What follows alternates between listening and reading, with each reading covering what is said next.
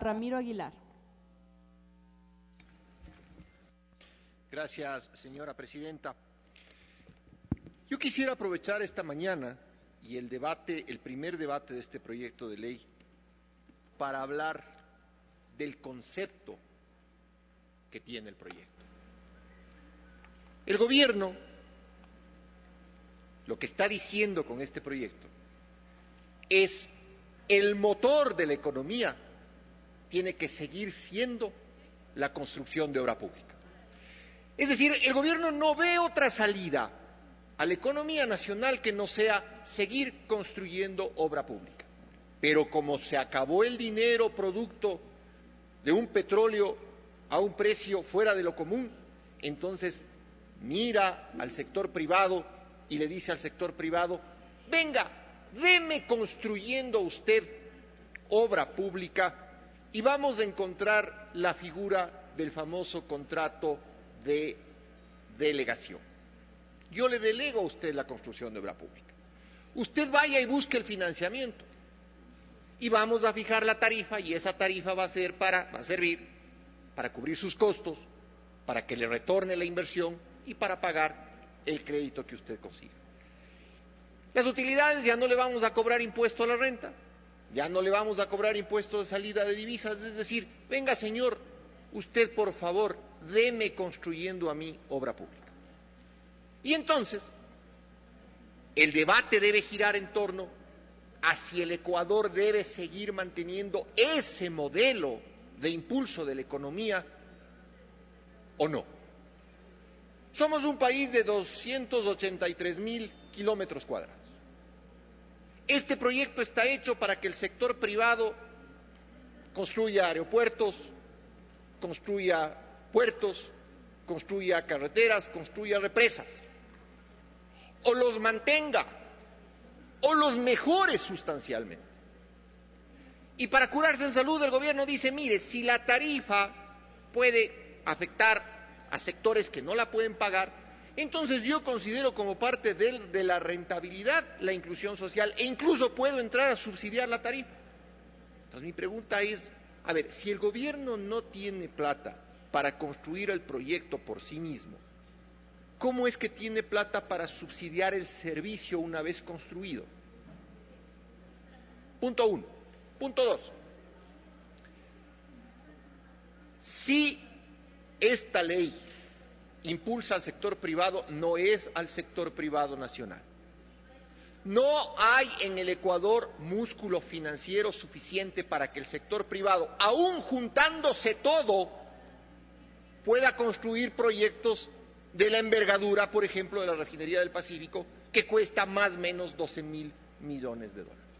De tal forma que cuando ustedes dicen que esta es una alianza público-privada, en realidad para los megaproyectos es una alianza pública con capital privado extranjero.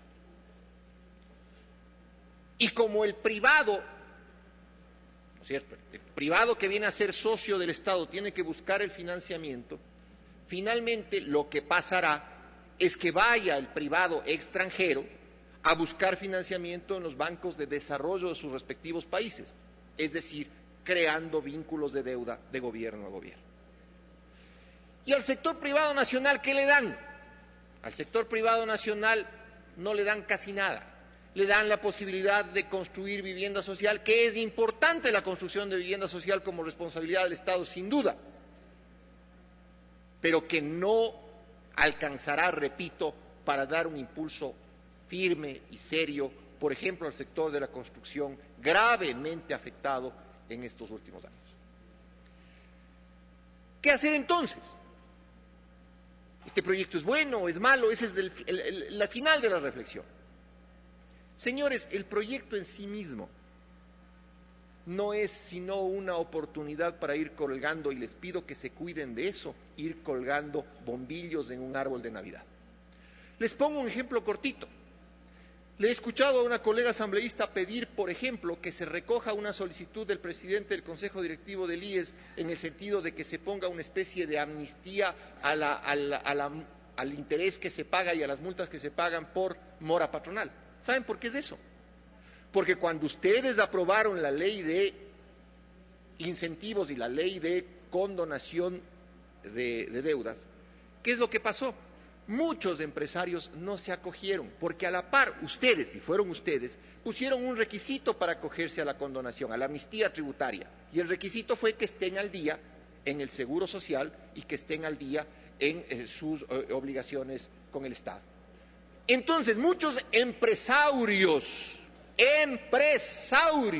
no empresarios, esos privados que han vivido siempre melando del Estado, viendo cómo se comen las migas que dejan los grandes negocios a los que no pueden acceder por falta de músculo financiero, no pagaron, sencillamente no se acogieron a la amnistía tributaria porque dijeron prefiero seguir litigando y no ponerme al día con mis trabajadores. Ese es parte del sector privado, entre comillas, al que esta ley quiere favorecer con las migas, porque ese sector privado nunca va a acceder a la mega obra pública.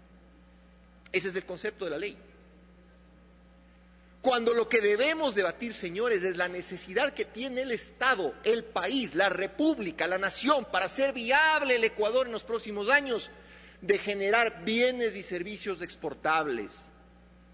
Señores, ustedes pueden tener un aeropuerto, pero ¿qué se exporta a través del aeropuerto?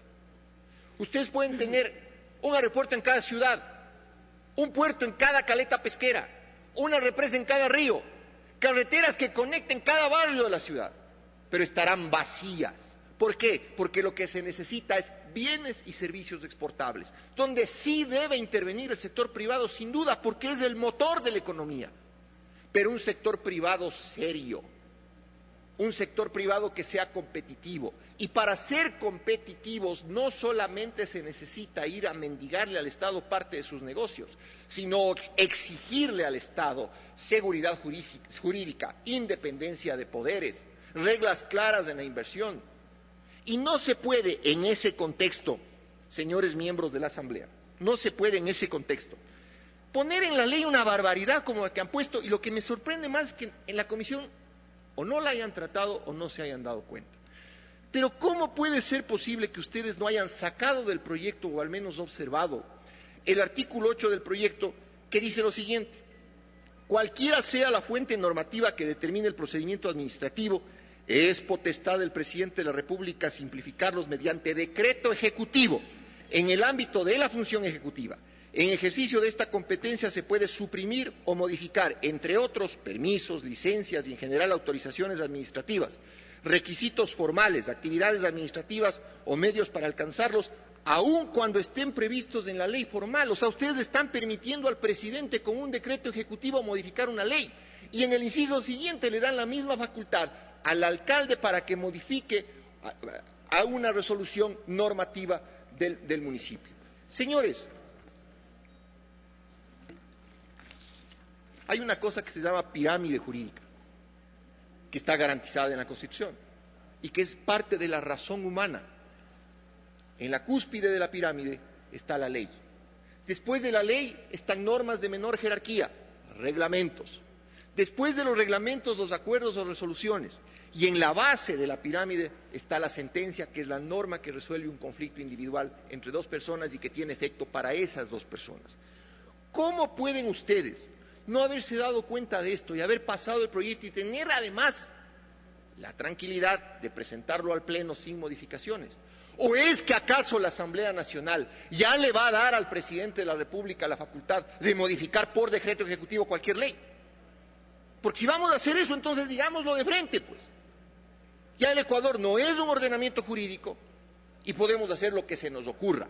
Tiene un minuto, Asamblea. Gracias, señora presidenta. Mi reflexión final sobre este tema es, más allá del eslogan, más allá de la publicidad, esta ley es el punto de partida para empezar a debatir el agotamiento del modelo económico del correísmo, que ha usado como motor de la economía el Estado y el dinero público, para empezar a construir el modelo de crecimiento económico del Ecuador que tenga como base la gestión privada, el dinero privado y, sin duda alguna, el control y la regulación del Estado. Gracias, señora presidenta.